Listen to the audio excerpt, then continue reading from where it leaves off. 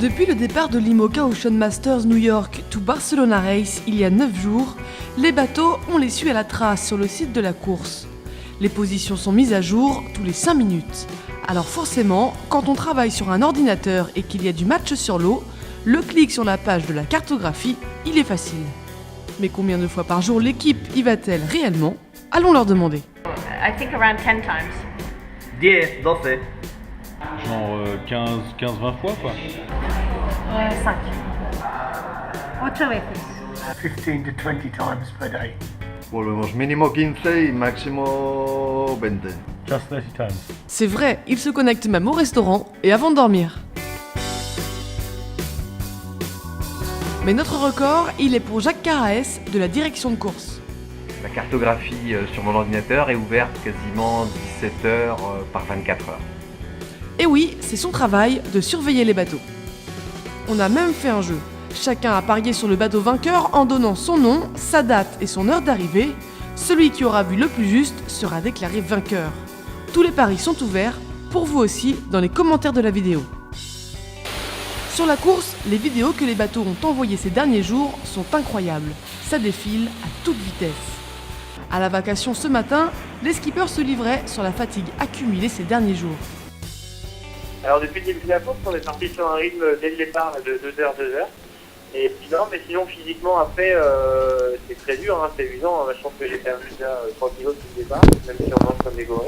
Mais bon, c'est le jeu, et puis c'est un marathon, hein, pour ce large en transat, comme ça, vu le rythme qu'on donne. Mais bon, les organismes tiennent bien le coup, et puis on savait à quoi s'attendre de toute façon, donc on se la donne. Hein.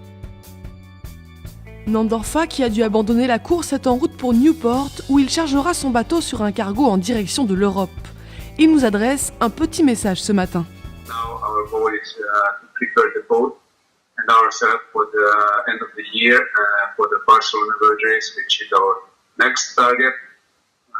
That is why we don't want to spend too much time here, and this is the only solution to be in the fleet.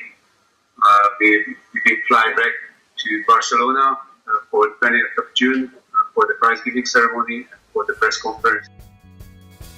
Depuis hier après-midi, les bateaux n'ont fait qu'accélérer, les milles ont défilé. Ce matin à 10h, c'est Safran le leader qui avait parcouru la plus grande distance sur 24 heures. 428 milles à la moyenne de 17 nœuds 3. Marc Guillemot et Morgan Lagravière sont maintenant à 600 milles de Gibraltar. Derrière, à 75 000, Hugo Boss se bat toujours avec Team Neutrogena pour garder sa seconde place. Les bateaux sont à moins de 10 000 et ont sensiblement la même vitesse. Ils avancent entre 18 et 20 nœuds au petit matin.